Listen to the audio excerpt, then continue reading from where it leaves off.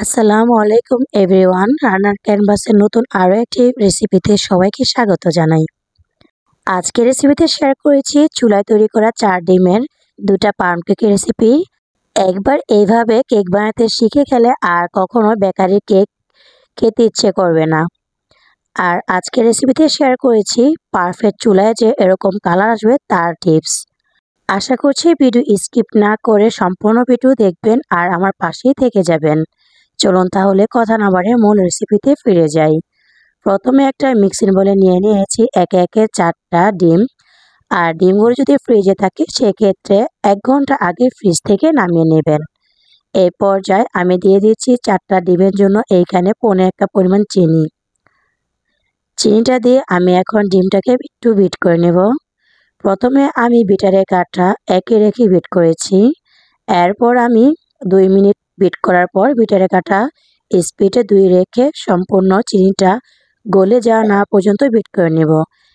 এর মধ্যে আমি কিন্তু চিনিটা চেক করে নিয়েছি, চিনিটা কিন্তু একদমই সম্পূর্ণ গলে গিয়েছে আর ডিমের কালারটা কিন্তু একটু সাদাটে হয়ে গিয়েছে। এই পর্যায়ে এখানে দিয়ে দিয়েছি আমি 1.5 কাপ পরিমাণ তেল। তেলটা দিয়ে আমি ঠিক 2 সেকেন্ডের মতো বিট করে নিব, এর থেকে বেশি বিট করার প্রয়োজন নেই। এই পর্যায়ে দিয়ে দিচ্ছি এইখানে ভ্যানিলা এসেন্স। আমি এখানে 1.5 টেবিল চামচ ভ্যানিলা এসেন্স দিচ্ছি। ভ্যানিলা এসেন্সটা দিয়ে আমি আবার একটু বিট করে নিচ্ছি 2 সেকেন্ডের মতো। এই পর্যায়ে ডিমের ফোমটা আমি এক সাইডে রেখে দিয়ে শুকনো উপকরণগুলো মেপে নিচ্ছি।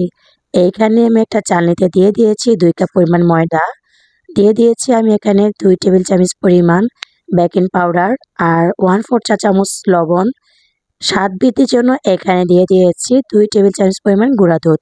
অবশ্যই গুঁড়া দুধটা দেওয়ার চেষ্টা করবেন, এতে করে কেকটা কিন্তু বেকারির মতো টেস্ট আসবে। আর আজকে যেভাবে কেকটা আপনাদের সাথে শেয়ার করেছি, যদি সম্পূর্ণ রেসিপি ফলো করেন তাহলে কিন্তু সেম আপনাদের কেকটাই বেকারির মতো টেস্ট আসবে। তাই তো আমার এখন শুকনো উপকরণগুলো চালা হয়ে গিয়েছে। এখন আমি এই মিশ্রণগুলো ডিমের ফোমের সাথে ভালো করে মিশিয়ে নিচ্ছি। আমি কিন্তু স্প্যাচুলার সাহায্যে এক সাইড থেকে ভালো করে মিশাচ্ছি। এলোপাতাড়ি মিশাতে পারেন, তবে আমি এক সাইড করে ভালো করে মিশাচ্ছি। এতে করে কিন্তু অনেক সময় ময়দা হয় না যে দানা দানা ভাব থাকে, জমাট বেঁধে থাকে, তো এক সাইড থেকে মিশালে সুবিধাটা হচ্ছে জমাট বেঁধে থাকবে না। আচ্ছা, এই পর্যায়ে আমাদের কেকের ব্যাটারটা একটু ঘন হয়েছে আর পাউন্ড কেকের ব্যাটার কিন্তু একটু পাতলা হয়। এজন্য এখানে আমি আগে থেকে জাল করে রাখা 1/2 কাপ পরিমাণ দুধ নিয়েছি।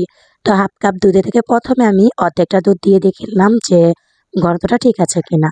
তো এর মধ্যে মনে হয়েছে যে আমার আর একটু দুধের প্রয়োজন, তো আমি সম্পূর্ণ দুধটা এখানে দিয়ে দিয়েছি। এখানে সর্বমোট আমার 1/2 কাপ পরিমাণ দুধ লেগেছে।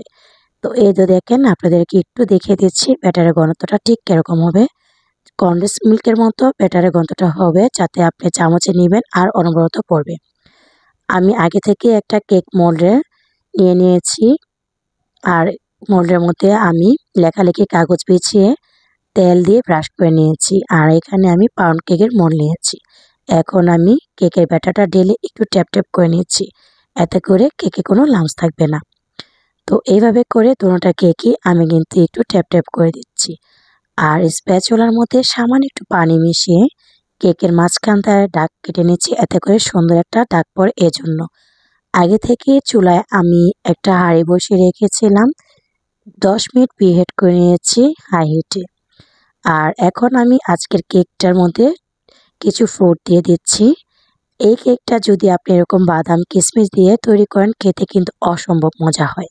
তো আমি এখানে কাজু, পেস্তা আর চেরি ফল এগুলো দিয়ে নিচ্ছি। আপনাদের বাসায় যা থাকে তা দিয়ে বানাতে পারেন।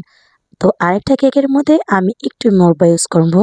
তো এখানে আমি মোরব্বাটা ময়দার সাথে কোট করে নিচ্ছি। তো আপনারা নিশ্চয়ই ভিডিওতে দেখতে পেয়েছেন, আমি যখন কেকটা বসিয়েছিলাম উপরে পেপার দিয়েছি আর নিচে কিন্তু বালি ছিল। আজকের কেকে কিন্তু আমি নিচে পেপার দেইনি, উপরে পেপারটা দিয়ে তারপর হচ্ছে এই কেকটাকে ঘড়ি ধরে ঠিক 40 মিনিট আমি বেক করে নিয়েছি। আর 40 মিনিট পর আমার কেকটা মাশাআল্লাহ দেখেন কত সুন্দর একটা কালার চলে এসেছে।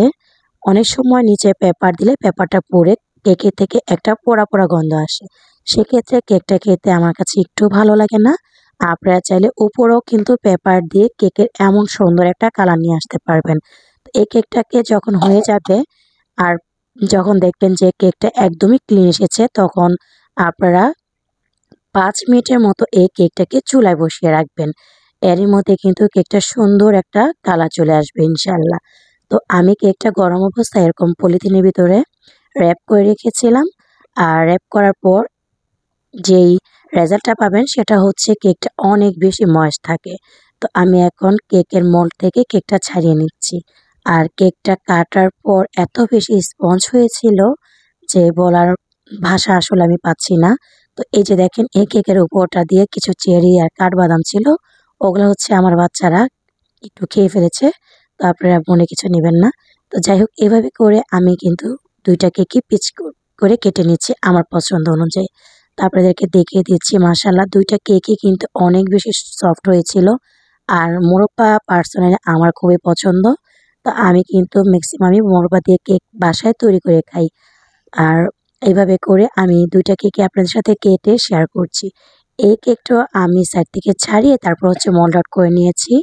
আর এর পর্যায়ে আমি এখন কেকটাকে পিস করে কেটে নিচ্ছি। এইভাবে করে যদি একবার কেক বানিয়ে খান তাহলে কিন্তু কখনোই কেক আর কিনে বাইরে থেকে খেতে হবে না। আর নিজের ঘরে বানানো যেকোনো খাবার কিন্তু হেলদি হয়। এই কেকটা কিন্তু বিকালে চায়ের আড্ডায় বা বাচ্চাদের টিফিনে নিশ্চিন্তে এই কেকটা দিতে পারেন। আর এই কেকটা একবার খাওয়ার পর বারবার কিন্তু রিকোয়েস্ট আসবে আপনাকে তৈরি করে দেওয়ার জন্য। তো আজকের ভিডিও আপনাদের কাছে কেমন লেগেছে চাইলে ছোট্ট একটি কমেন্ট করে জানাতে পারেন। আর আমার রেসিপিগুলো যদি আপনাদের কাছে ভালো লেগে যায় চাইলে আমার চ্যানেলটি সাবস্ক্রাইব করে নিতে পারেন। আজকের মতো এখানে বিদায় নিয়ে নিচ্ছি। ভালো থাকবেন সবাই, সুস্থ থাকবেন। আল্লাহ হাফেজ। আসসালামু আলাইকুম।